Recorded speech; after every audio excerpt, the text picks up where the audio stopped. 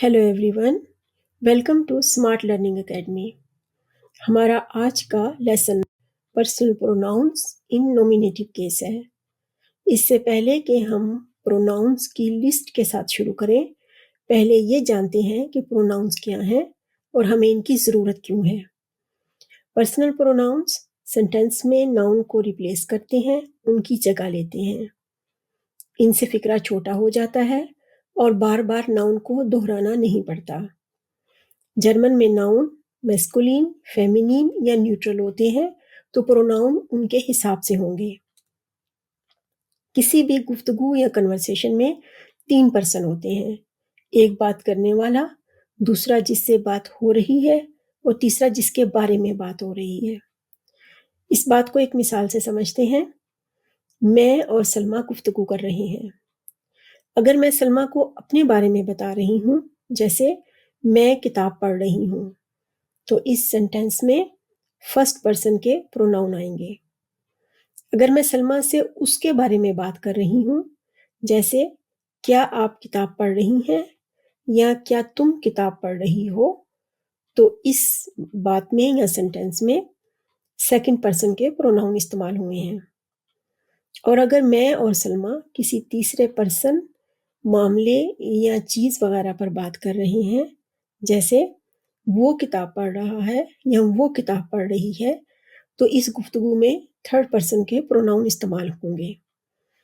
इस मिसाल में मैं, तुम, आप और वो पर्सनल प्रोनाउंस हैं। ये सिंगुलर भी होते हैं और प्लूरल भी। फर्स्ट पर्सन से शुरू करते हैं। फर्स्ट पर्सन सिंगुलर इश और फर्स्ट पर्सन प्लूरल वियर है। इसे 2 मिसालों से समझते हैं। Ich wohne in Frankfurt। Ich एक पर्सन है। Wir wohnen in Frankfurt। Wir यानी हम, अब ज्यादा लोग हो गए। दूसरी मिसाल, इसमें ich और wir के इस्तेमाल पर तवज्जो दें।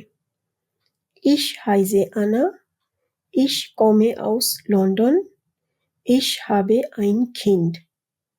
Wir wohnen in Köln।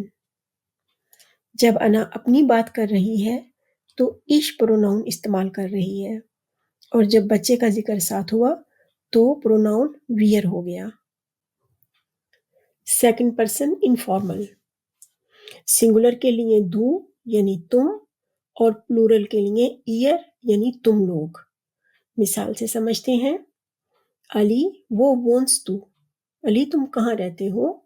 Ali एक पर्सन है तो उसके लिए दू इस्तेमाल हुआ। अली und अना वो वोंट ईयर। अली और अना तुम लोग कहाँ रहते हो? अली और अना ज्यादा लोग हो गए तो ईयर इस्तेमाल होगा।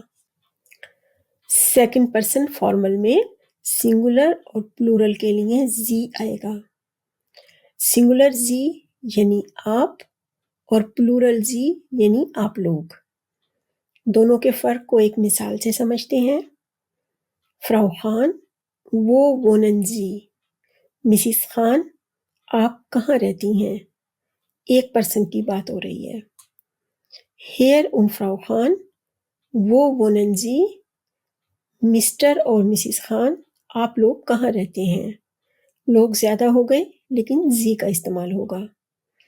ये फॉर्मल जी है और ये सेंटेंस में कहीं भी आएगा तो ये कैपिटल एस से हमेशा लिखा जाएगा। थर्ड पर्सन सिंगुलर, इसमें एयर जी एस और थर्ड पर्सन प्लूरल, इसमें जी यानी इंग्लिश के दे का इस्तेमाल होता है। आइए मिसालों से इनको समझते हैं। दस इस्ट कार्ल, ये कार्ल है। कार्ल वोन्ट इन पेरिस। कार्ल पेरिस में रहता है। हमने सीखा कि प्रोनाउन हम इसलिए इस्तेमाल करते हैं ताकि नाउन को बार बार दोहराना ना पड़े। तो दूसरे सेंटेंस में कार्ल को एयर के साथ बदल देंगे। एयर वोन्ट इन पेरिस। दूसरी मिसाल में दस इस्ट अना, ये अना है। अना वोन्ट इन लंदन। अना लंदन में रहती है। यहाँ भी दूसरे सेंटेंस में دوبارہ انا لکھنے کے بجائے زی لکھیں گے. زی وونٹ ان لندن.